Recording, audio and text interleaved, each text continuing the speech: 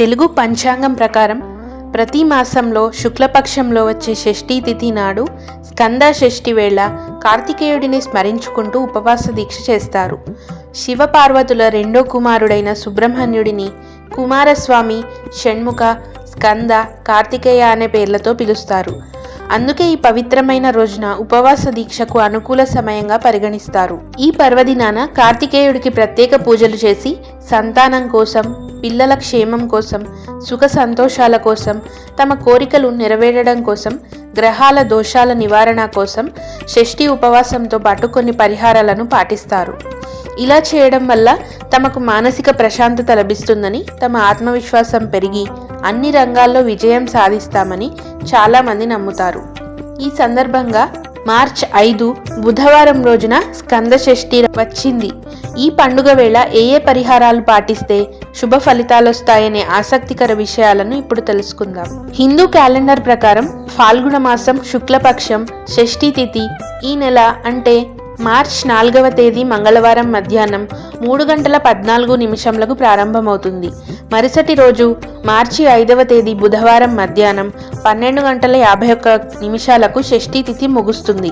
ఈ నేపథ్యంలో మంగళవారం రోజున ఉపవాస దీక్ష ప్రారంభించాలని పండితులు చెబుతున్నారు.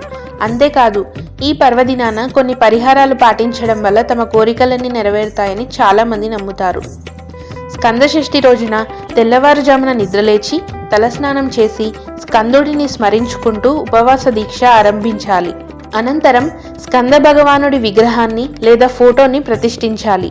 ఆ తర్వాత ధూపం, దీపం వెలిగించి గంగాజలం, పాలు, పెరుగు, నెయ్యి, తేనె, పంచదారతో స్వామివారికి అభిషేకం చేయాలి. దేవుని ఆరాధన సమయంలో ఓం స్కందాయ నమః అనే మంత్రాన్ని జపించాలి. అనంతరం షష్ఠి కవచాన్ని పఠించాలి. చివరగా కుమారస్వామికి హారతి ఇవ్వాలి. తర్వాత మీ ఇంట్లో చేసిన ఆహార పదార్థాలను నైవేద్యంగా సమర్పించి మీకు తెలిసి తెలియక చేసిన తప్పులను మన్నించమని కోరుకోవాలి. హిందూ మతంలో స్కంద షష్ఠికి ఎంతో ప్రాముఖ్యత ఉంది. ఈ ఉపవాస దీక్ష స్కందుడికి అంకితం చేయబడింది. ఈ వ్రతాన్ని ఆచరించడం వల్ల భక్తులకు సంతాన సౌభాగ్యం, శత్రువులపై విజయం, ఆరోగ్యం, ఆదాయం లభిస్తుందని చాలామంది నమ్ముతారు. దక్షిణ భారతదేశంలో ఈ వ్రతానికి ఎంతో ప్రాముఖ్యత ఉంది. స్కంద షష్ఠి రోజున కుమారస్వామిని పూజించిన వారికి జీవితంలో ఆటంకాలన్నీ తొలగిపోతాయని చాలామంది నమ్ముతారు.